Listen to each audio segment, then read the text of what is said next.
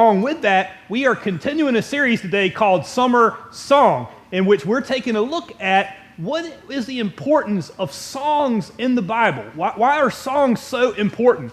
And so what I want to do is I simply want to put up what we started. Last week we started this series by talking about, we did a survey of music in the Bible, and we came kind of to this conclusion last Sunday, and we'll put it up here on the screen so you can see it, of what's in a song. Why is songs important in the Bible? And we spent the whole message talking about it, and we learned at the very end of it that we said, hey, if you want God's presence and blessings, you have to learn God's songs. Now, I don't mean from our songbook. What I mean is from God's songbook. A lot of people don't realize that the largest book in the Bible, the book of Psalms, is a songbook. It was meant to be sung. It was meant that it goes beyond just your head. It actually inspires you like songs do. And so if you look at it from that perspective, you will learn so much more about God. So I won't re-preach last week's message, but if you missed it, we did an entire survey of songs in the Bible. Go back and listen to it. I feel like it was really awesome and a great resource to be able to use. So newbranch.net is our website. Please check that out. If you're on vacation, I know this is vacation time, please take us with you. We do have church online at newbranch.net, and you can watch us online, and those messages are available. If you're joining us online, just let me tell you from all of us, we're sick that you're on vacation and we're not. But anyway, we're glad that you can join us, and so glad that you guys are here today. So today we're going to continue by starting with the first song, and that's found in Psalms chapter 1. So if you'll turn with me to Psalms chapter 1, we're going to take a look at Psalms chapter 1, which really is a song of focus. That it basically is saying, hey, your perspective is so important, and it teaches us how to have the right perspective. That I know as a shooter that one thing that's super important is your aim. If you aim at nothing, here's one truism, if you aim at nothing, you will hit nothing every time. Is that true? That you might randomly hit it, you will never group on a target if you don't aim at it. Is that true? Even the Cheshire cat, I'm not a big cat person, as Jeannie knows. Anyway, sorry, Jeannie. Had to fit in cat somehow. But the Cheshire cat in Alice in Wonderland, he said, if you don't know where you're going, it really doesn't matter much how you get there. My question for you today is, where are you going? The better question is, where do you want to go? And how hard is it to have real focus in a world where it's constantly changing? Everybody understand that? That things constantly change, that you could wake up one day thinking this is how life's going to turn out, and then you get a set of circumstances and you go, hey, I would have done really well if everything stayed the same. But are we all clear on life doesn't stay the same? Life doesn't go like we think it will. And so what we want to do in this song, what we're going to learn is how can we get the right focus? How can we have the real life that I believe that most of us want? And it's going to tell us what to do and how to do it. And then we're going to unpack the part on how to do it. And we're going to spend a little bit of time there today talking about that. So it's 6 verses, and I want to read those to you. It says this, Psalms chapter 1 and verse 1, "Blessed is the one who does not walk in the steps of the wicked, or stand in the way of sinners, or take a seat in the company of mockers."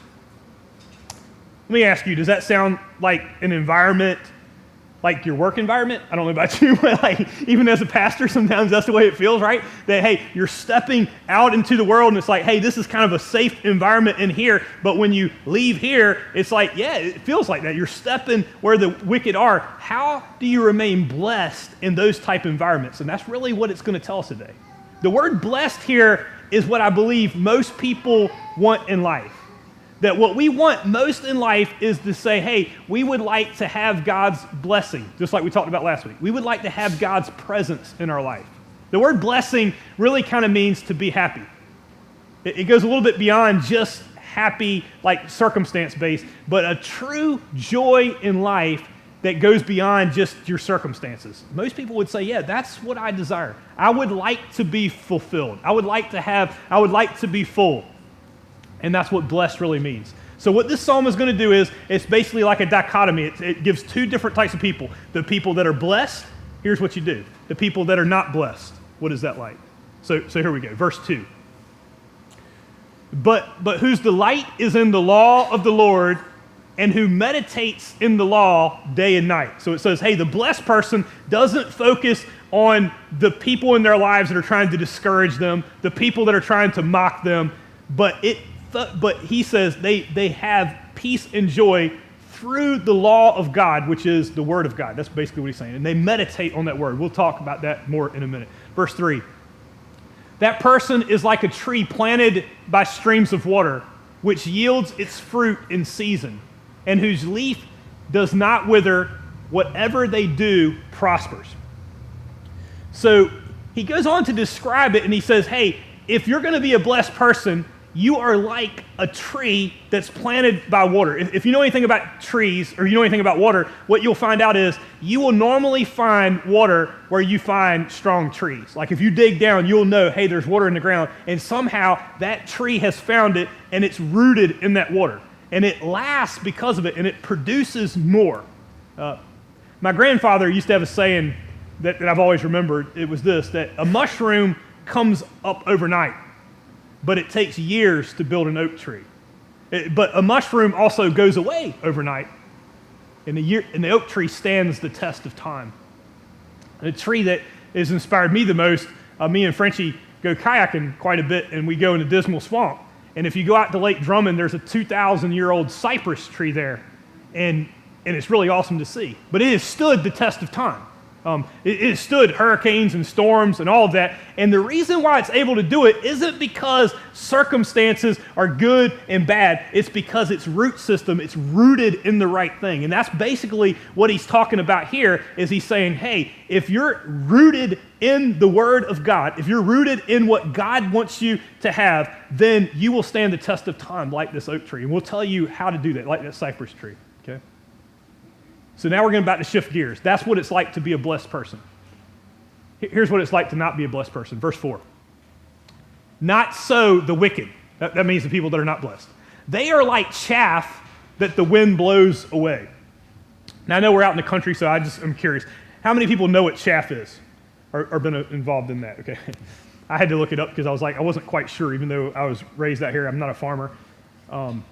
But my understanding is it's like a husk of corn that's not used. It's like, hey, in the field, they'll separate it, and then that husk kind of blows around, and it's kind of an annoying type thing. It's worthless, basically. The best way I could describe it is I cut grass yesterday, and it was blazing hot, wasn't it? I mean, I don't know what it was set on, but it was not set on heaven yesterday outside. It was just hot, right? I mean, like it was really hot out yesterday, and it was humid. And so when you cut grass and it's really dusty, and I just remember hitting it one time, or I was using the blower, and it just blew up all the stuff on the ground, and it sticks to you.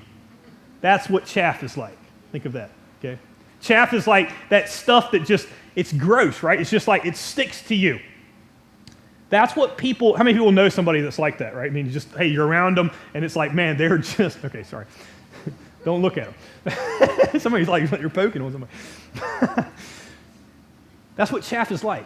How many people you would say, not that you're like that, but your life can be like that, right? It's like you go from place to place and your life kind of blows, and what happens is that you're being blown around, that you go, hey, one time you're very happy when your circumstances are okay, but then you're blown over here, and it's like at the same moment you're way up here, and then all of a sudden your circumstances change, and now I don't feel so blessed. You go from feeling blessed to feeling cursed, and you're just all over the place. You're like chaff. And they were going to help you figure out, how do I change that? How do I be like the tree that's planted? Verse 5. Therefore, the wicked will not stand in the judgment, nor the sinners in the assembly of the righteous.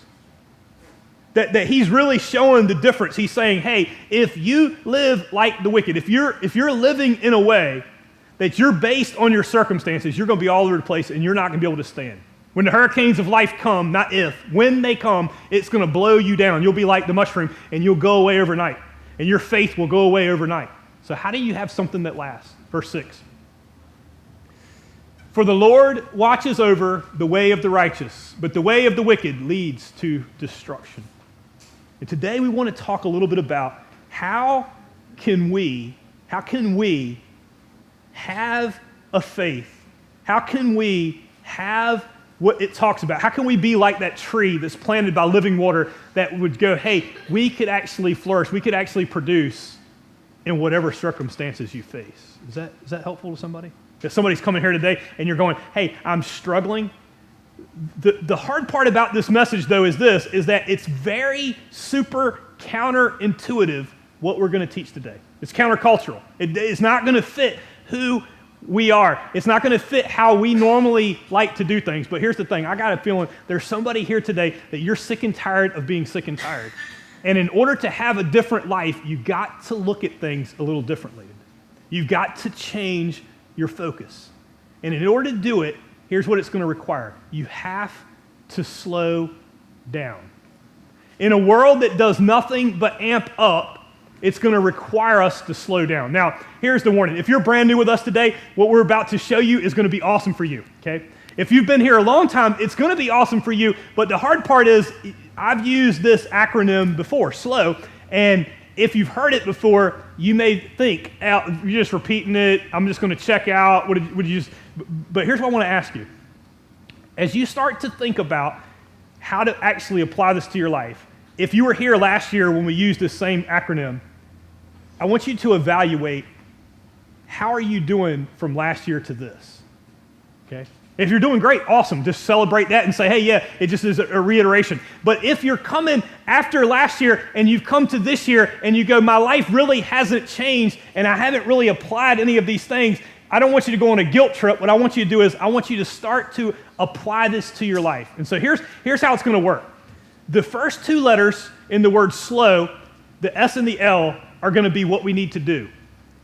And the O and the W are how we need to do it.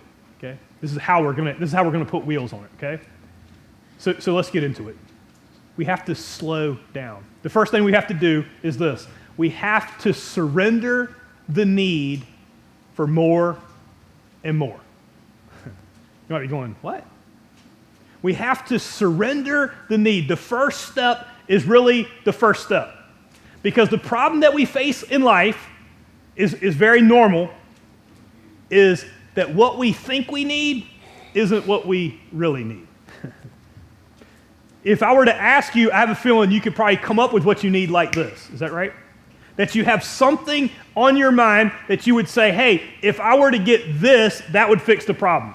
If you were to pray to God and say, God, if he were to say, hey, I will make you, I'll give you 3 wishes, kind of thing.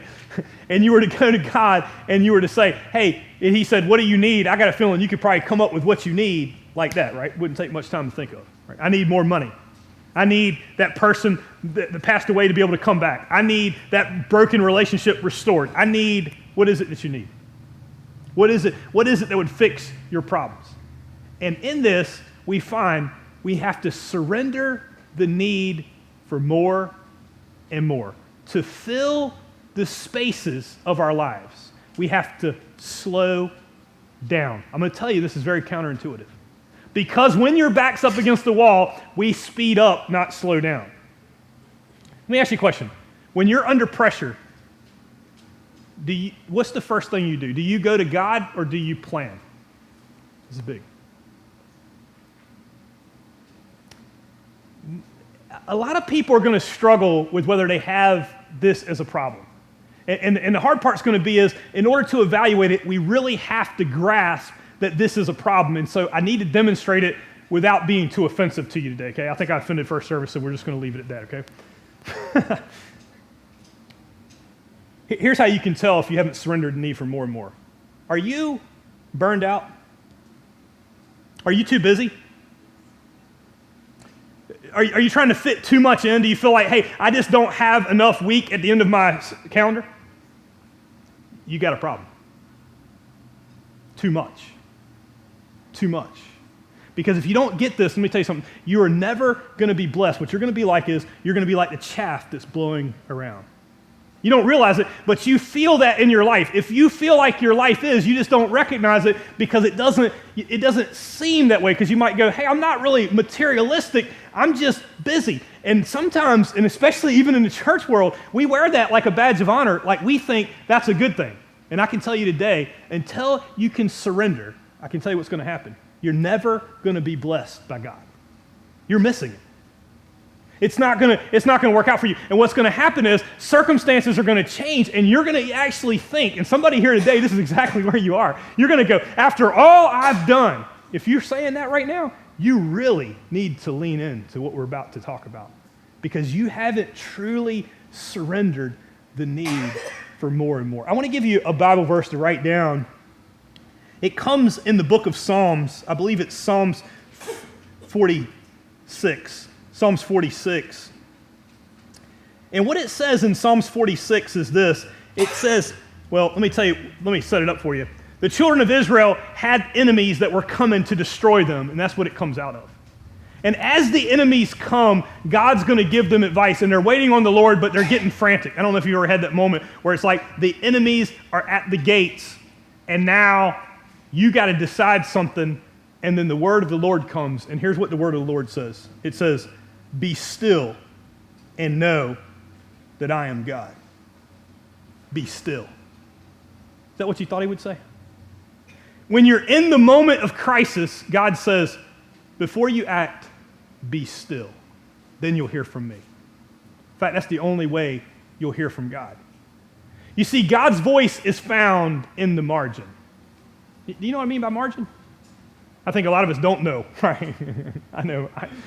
I struggle with that too. Margin means this. If you take out the paper this morning, if you look on the edges of the paper, the blank spaces, that's margin. The words between, the spaces between the words, that's margin. It means blank space. It means spaces that aren't filled with more stuff. This is important. How many people ever did a term paper and you had to get the margins right? How many people, you did it and the margins weren't right? We used to try to cheat on that to go, hey, you just shrink the margins and then you could, don't take as many pages. Now with computers and stuff, a lot of people don't know what I'm talking about. You wouldn't understand this. If I wanted to be efficient with paper, I could say, hey, here's how efficient I'm going to be. We're going to eliminate all the spaces between the words. That would be super efficient. We could do it on even a small portion of the paper that we've used, right? You'd only need a paper about this big to put in all the words with no spaces. You know what it would be? You couldn't understand it. If I were to speak to be more efficient, I could finish this message in 10 minutes. Somebody's like, I wish you would. But you wouldn't be able to understand it because I would speak in a way that would have no space between my words. No pauses. I speak fast, but not that fast, right? But if I were, I don't know if you ever heard a computer do it where it just reads the words but no cadence or anything. It just speaks and you're like, I can't even, it's incomprehensible. Maybe you don't know where I'm going with that. You want to be blessed by God? Can I tell you where God speaks? In the margin. Do you know why some of us are not hearing from God? Because we have no margin.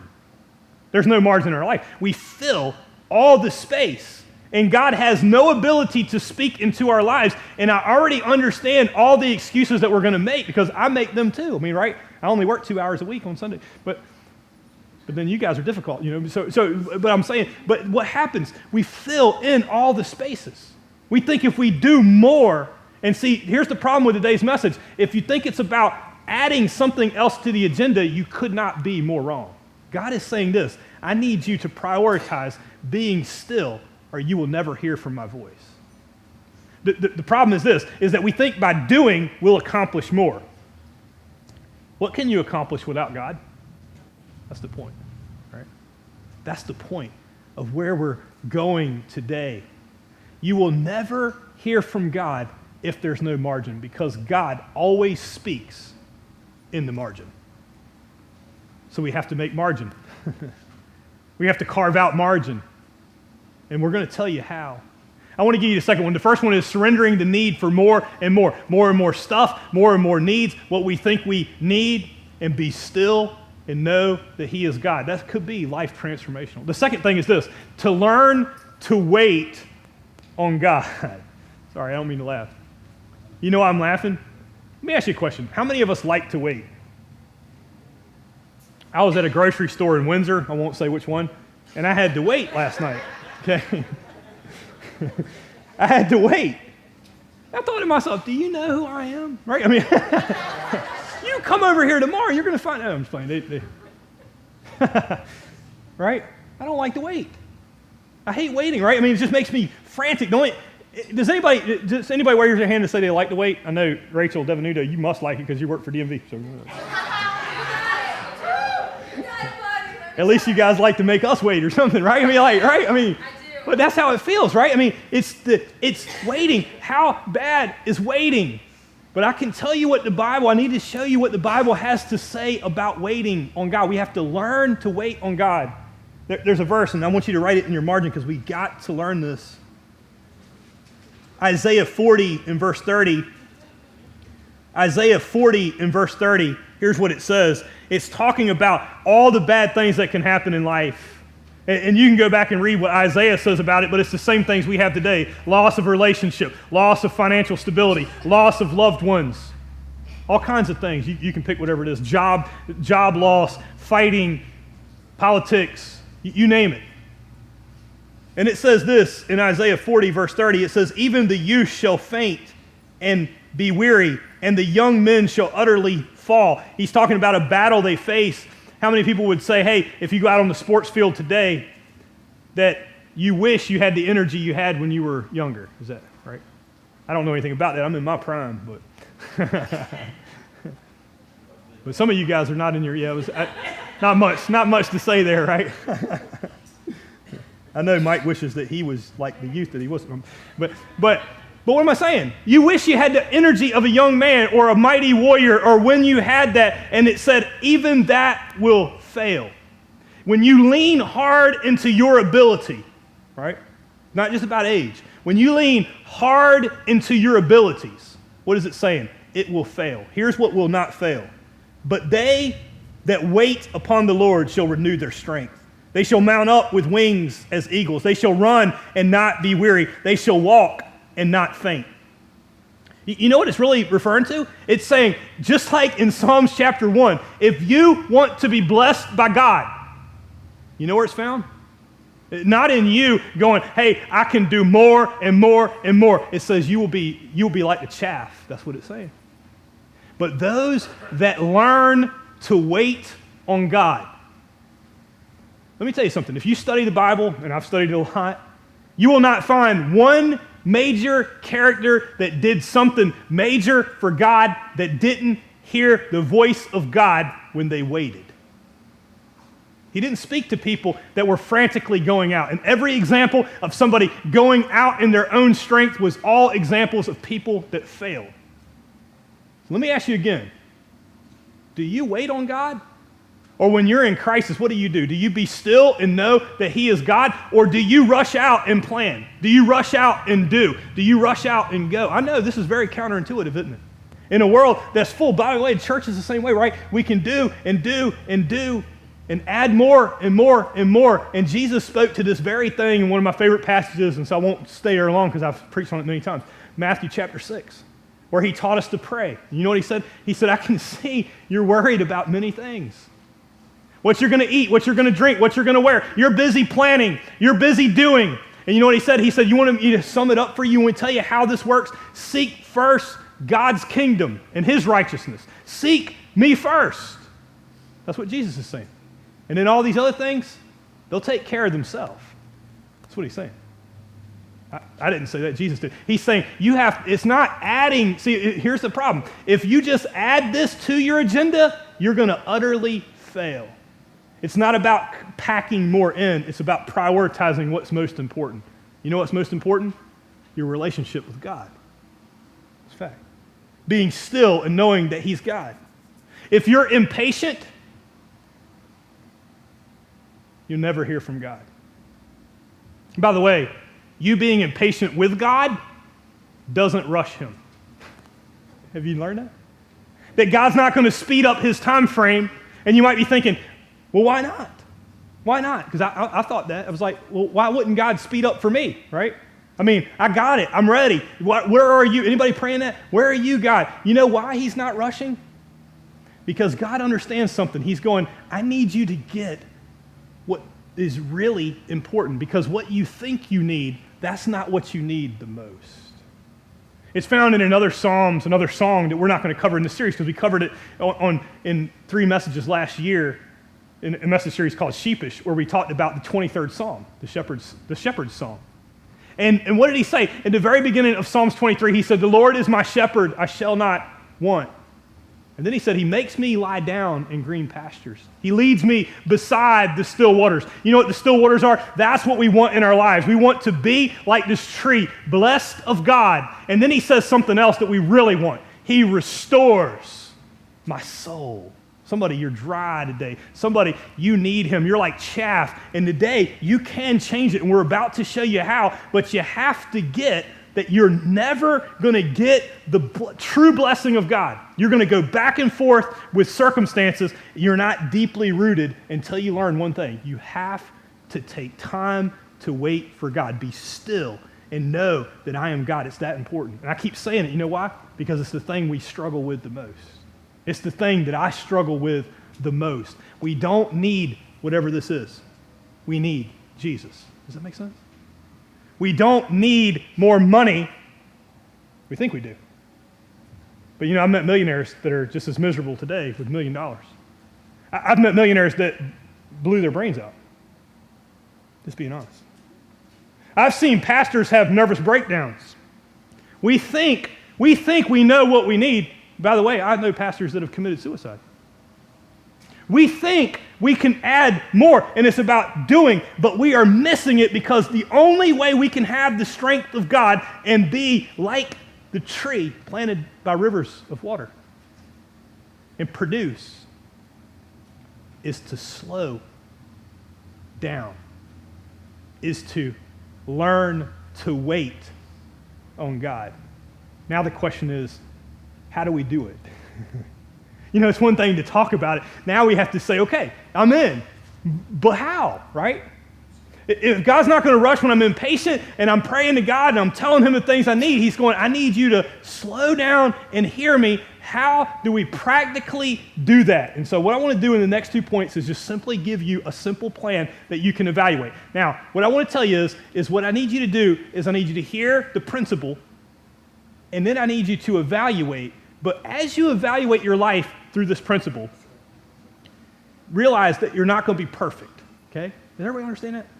That this is not about perfection. It's not about going, hey, this is a legalistic formula, and if you do it legalistically, then everything will work out great. That's not it, right? And some people try to do everything in a week. Please don't do that. This is going to take time, but what I want you to do is I want you to use this as a tool to evaluate your life. Go, hey, if I'm not in compliance, don't just feel guilty. That's what Satan wants. And go, just dismiss it because I can never get there. What you need to do is start to evaluate your life through this grid and start to make progress. It's not about perfection. It's about starting to make real life change. And as you change, when you do these things, you will get the blessings of God. Does that make sense? Okay. So how do we do it? The O stands for obey the fourth commandment. Everybody know the fourth commandment? Let me help you with that. Exodus chapter 20, when Moses went up on the mountain and got the 10 commandments, the fourth commandment was this: remember the Sabbath day by keeping it holy. 6 days you shall labor and do all your work, but the seventh day is the Sabbath to the Lord your God. On it you shall not do any work, neither you, nor your sons, or your daughters, nor your male or your female servants, nor your animals, nor any foreigner residing in the towns. For the 6 days God made the heavens and the earth and the sea and all that was in them, but he rested on the seventh day. Therefore the Lord blessed the Sabbath and made it holy. Sabbath is simply a principle that says, hey, 6 days we work and 1 day we give to God for rest. Physical rest, family rest, recreation, rejuvenation, but it also means spiritual, that we're filled again spiritually. We've turned Sabbath into something that it didn't necessarily mean, because a lot of us, including myself today, isn't Sabbath rest for me. I preach on Sunday, I work on Sundays, I minister on Sundays. So we have to figure out, how do we really apply this to our lives? Now, for those of you that are very religious, those of you that aren't and weren't raised in church, you can check out just for a second, okay? Because it might, you say, hey, I hear you, I think that's important. Some people that maybe have studied the Bible more, you're going, well, that's old covenant law, right? That's under Moses, not Jesus, and so we don't do the Sabbath the same as they did in the Old Testament. That's true. But I want to show you something, because I think you're going to dismiss a principle that God wants in your life based off of, oh, well, we're not under the Old Testament law. You're right. but you're also wrong. Let me show you how you're wrong, okay? Genesis 2 and verse 2, God created the heavens and the earth, and then he said this, by the seventh day, God had finished the work he had been doing. So on the seventh day, he rested from all his work, and then he blessed the seventh day and made it holy, because on it he rested from all the work that he had created and he had done. The reason I'm telling you that is that when God created the earth, that was way before the Ten Commandments, okay?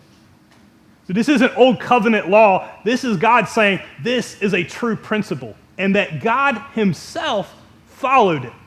And I can tell you what it means and what it doesn't mean. It didn't mean that God rested because he was tired, okay? Right. If God wanted to, he could go on for eons creating and creating and creating and more and more and more. But what God understood was you have to take time to reflect. You have to take time to allow the things that you've created, the things that you've made, the work that you've done, to be able to enjoy it and to be able to rejuvenate, and you will actually get more out of it when you follow God's principles. It's like the law of gravity. You can think you're going to break it, but the truth is it's going to break you. Okay? Try it. Try to violate the law of gravity and see how it works for you, right? Maybe start slow at first. Just go, hey, I'm going to levitate, but do it from here. Don't do it from a plane, okay? You're not ready for that. Right? It's true. And so you go, don't break the fourth commandment. God said, hey, 6 days you work and 1 day you rest. Please don't hear what I'm not saying. Some people go, they'll take this and the pendulum swings the other way, and we go, well, I rest for 6 days and I work for 1 day. That's not what he said. The Bible also says, if you don't work, you don't eat. Okay? And so you're going, hey, why isn't things working out for me? Sometimes we have to work. But I'm looking at people that I think we got the work thing down. That we understand that we fill it with more and more and more, and we're wondering why we're burning out, and the truth is we're breaking the fourth commandment, and we're breaking ourselves against it. It's just like the principle of the tithe. It's amazing how that people, they give to the Lord, and they say, hey, I give 10% of what I have, my first 10% to God, and every person that I've ever known that's done it, they'll all say, hey, the 90% goes a lot further. Can I tell you something? When you give 1 day to God for rest, it's amazing how the 6 days go further. But some of us think we wear it as a badge of honor that we work all 7 days. That we go and we go and we do, and we think, hey, the more that we do, the better off we are. And I want to stop there and say, I appreciate all that you do, okay? Some of the ones are right here in my church, and you go, hey, you serve at every service, you do at every single thing. But that's not what he meant by Sabbath rest. Sabbath rest didn't mean, hey, I come to church and burn myself out more on Sundays. Just like for me, it's true. But I can tell you right now, I could count a number of pastors that have gotten very good at dispensing the Word of God. And some of them you find out later and you go, how could it be that so many lives were changed under the ministry, yet you found out later they had an affair? And you're going, how did that happen? I can tell you how it happened. They got very good at learning how to study the Word of God. They stopped taking it in a long time ago. They stopped taking a Sabbath rest. They never rejuvenated themselves. They never got spiritually fit, and they ended up in a moral failure where they had two lives going on because they had to run away to a vice instead of to God. See? I know. Some of them have went even further to go, they've gotten in such deep depression that they've thought about killing themselves. I've been there talking to them. Some of them actually have. They're no longer with us because you cannot violate this principle. It will violate you. 6 days you work and 1 day you rest, and I can already hear what we're saying. Well, I can't because I got all this stuff, and I'm so important that I do this. And the reason why I took the time to show you what God had to say was why. I took the time to show you what God was teaching us about saying 6 days he worked and 1 day he rested. And I need to tell you, if you're burning yourself out for Jesus, that's a sin. Can I tell you which sin it is? It's the sin of idolatry because you think you're God. What do you mean? I mean, if God worked for 6 days and rested for one and you say, I don't need to rest, I just got to be honest with you today. Who do you think you are? You think you're better than God? Well, you don't understand. I got this and I got this and I got this. And I need to stop you because you're going to have a boundary in your life, because here's the problem. You're looking at it and you're thinking, if I do more, I'm going to actually get better. But the truth is you're digging yourself into a hole and it's destroying you. The Satan has got you because you're thinking, if I do more for him, then that'll make me more valuable. And the truth is that's not true. He will do more if you take the time to rest. You will hear from him. So somebody, you're needing this today. You're needing to hear him today. You see, there's a word from the Lord that I want to give you. I believe it's directly from God. That he's basically saying this. There is a God. You want to write it down? There is a God. You're not him. You got to have boundaries. You're right. There's some stuff not getting done. You're right. When you burn yourself out and you go and you go and you go, you're thinking you are going to push everything through. That's not going to work. You're never going to have the power of God in your life. You're never going to be blessed. What you're going to do is you're feeling like chaff. You just didn't know why. It's not that you're wicked. You're just following a wicked principle that says, I've got to do. I've got to fix it. I've got to go. I'm the fixer. I do everything. Is that you? If it is, you've got to lean into this. I'm not saying your work's not important. I'm not saying what you've done is not of value. What I'm saying is your relationship with God is of equal value. What can you do without God? Does that make sense? I thought of a story. It's one of my favorite stories. An old man was walking down the road and he saw a young man cutting down a tree. and he stopped and he said, hey, could I give you some advice? I don't know about you, but I was out working in the yard yesterday, and sometimes people will walk by, and I got my headphones on, and I'm thinking, I don't have time for this, right? I mean, you ever had somebody do that where it's like you're in the middle of working, and they go, hey, do you got a minute? Actually, no. You know what I mean? I got a lot of stuff going on. I got to finish this yard today. It looks like it's going to rain. I'm busy, right? And can I give you some advice? Or you got that person that just wants to shoot the breeze, and you're like, I got to work, you know? I mean, I have a life, and you're trying to steal mine. Okay, you get the idea. Right? Anybody got people like that at work? You know, it's like you're busy doing work on your computer and then they come in, hey, can I have all day? No, you know. The old man stops and he says, hey, can I give you some advice? And the young man's like, sure. He kept working while the man's talking. He said, what will make this be better for you, what will make you more productive is if you took time to sharpen your saw. And the young guy thought about it for a minute and he didn't stop. And he said, I can't sharpen the saw. I'm too busy cutting down the tree. You understand what I'm saying? If you sharpen the saw, you will actually produce more. You'll be like a tree planted by the water, producing fruit. If you don't, you'll be like chaff. You think you're doing because you're busy, right?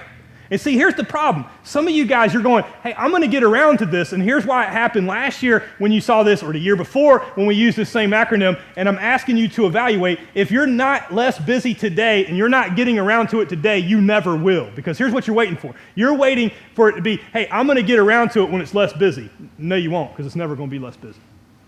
You see, it's never convenient to stop cutting down the tree. It's just more productive. Just telling you. And you're going to wait until it reaches a crisis and your life blows away like chaff. And that's the reason why I'm telling you, that's the reason why I want you to lean into this, because if you don't, you will never have the blessing of God on your life. That's why it's so important. Does that make sense? So I want to give you a couple things that might be able to help you with this just a little bit, okay? Let me give you just a couple things to evaluate. You can write this in the margin, okay? Write this in the margin. Here's a practical way to plan. Now, I want you to measure it and not realize that, hey, if you're not there yet, that's okay. It just gives you a guideline. It's not a legalistic formula, but it's to say, hey, here is where I'm practicing the principle of Sabbath. Number one, divert daily. Divert daily. It means spending time with God every day. We're going to use that in the last point, so I won't spend a lot of time there. Only to say, are you spending 10, 15 minutes every day alone with God? If you're not, I want you to consider it, okay? It's not about perfection. If you miss a day, don't just get upset and say, I just can't do this and I'm so bad. No, it's not about that. It's about saying, hey, how are you doing? And as you go, just see if you can increase that, okay? Number two, withdraw weekly. Withdraw weekly. For physical rest, for spiritual rest. That's one of the reasons why you come to a place like this. And I just want to point out something I see. I don't want you to get offended. I realize you can't be at church every time the door's open. There are other things that are important in life too that God even wants you to do. Sometimes you need to be there for ball games for your kids. I get it. I mean, I think you should. Believe me, I was a pastor's son. I get that sometimes we need to get away from church and get refreshed. I get it. But let me ask you a question. Is this the last thing on your priority list? Because if it is, if you're like, hey, I come to church when I just don't have anything else to do. If everything else is more important than this, that's what you're going to get out of it. Okay? Maybe you're watching online right now, and I know I just kind of hit you, but you need to hear that because this has to be a priority. If you're like me and you go, hey, I do a lot of work at church, you got to find places to get spiritually fed. If I'm preaching all the time and I'm the only one talking, I can't just preach to myself. Does that make sense? I have to have pastors need pastors. If you're working in ministry and you're working around here and you're working every service and maybe you're out in the hallway and you're listening to this going, hey, are you pointing at me? I'm going to quit all my jobs. Please don't do that. But I am saying you got to find place for your spiritual rest. And if you need help talking about it and we need to work plans out to make this happen, don't just quit overnight because you'll leave ministry and people in the wait. We don't want to do that. But we want to say we need to start practicing this. Divert, withdraw weekly. Number 3, take stock monthly. It means spending some special time once a month. Do you drive? Do you get away with your family? Do you do something at least once a month? Maybe it's a day, maybe it's a whole day, maybe it's, I don't know, whatever recharges your batteries that gets you with God. Some people that can recharge. And then the last one is abandon annually. What does that mean? To get away for a week once a year. And I know sometimes we can't do that. Sometimes we can't afford that. But could you stay at home and get away from people? Because as you build margin into your life, that's exactly what we're talking about, Sabbath rest, that God will fill you. Jesus says in the book of Matthew, he says, I am your Sabbath rest. Believe me, I'm telling you, if you'll start, I would just write those things down. How am I doing weekly? How am I doing daily? How am I doing weekly? How am I doing annually, right? Monthly. And just take that and start looking at your calendar through that grid. As you put stuff on your calendar, start factoring in some margin that God can speak into your life. And you'd be amazed, as you do it, God will bless, and all of a sudden, you'll start to be filled, and you'll find that you'll go a lot further as we practice what God is saying, and you'll start to hear his voice, because he's not going to speak as long as you're just filling and filling and filling. Does that make sense? The last one is this. Welcome God each day. I stopped with the divert daily for the last point because it's a whole point in and of itself. That the most important thing you do every day is spend time with God. In fact, it's brought us full circle. In the book of Psalms 1, you know what it said? It said, blessed is the one who does not walk in the steps of the wicked, or stand in the way of sinners, or take a seat in the company of mockers, but whose delight is in the law of the Lord, and who meditates on his law day and night. Do you make that your priority for the day? I can tell you, if anything else is more important than that, you got your priorities all out of whack. Jesus said, seek me and my kingdom, and then everything else will fall in line. You know what you find when you spend time with God? Your perspective will change. You know what you find in your relationships? When you spend time with God first, your time will change. You might need a practical plan to do that. At the beginning of the year, we spent 2 messages. It was called 7 Habits of a Follower of Jesus. And in Habits 4 and 5, we taught how to pray and read the Bible and truly hear from God. It might take you some time, but it's worth the time to learn how to do it. You don't have to follow our brand of it. Find something that works for you. But if you haven't found it, I'm telling you today, that is the most important thing you will ever do, is daily being still and knowing that he is God. And when you learn it, here's what you're going to learn. When the crisis comes in your life, you know where to go. Otherwise, here's what's going to happen. When the crisis comes in your life, you're going to be like chaff. And 1 minute, you're going to be way down here. And 1 minute, you're going to be way up here. And you have no idea why. And so you're always scared, right? I need a miracle. I need this. I need that. But as you learn to meditate on God, what it's teaching us through this song is that you're deeply rooted no matter what happens out there. Because it's not what happens to you. It's what happens in you. Does that make sense? I'm not talking about looking within like the humanists. What I'm talking about is what God does inside of you, that your roots are in him, and then your circumstances will come and go. And you will stand the test of time. But in order to do it, here's what has to happen. You have to slow down.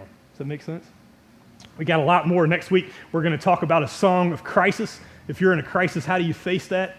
Some of us are sick and tired of being sick and tired. Next week, we're going to find out how to move beyond that. It's going to be awesome. But for today, would you take time?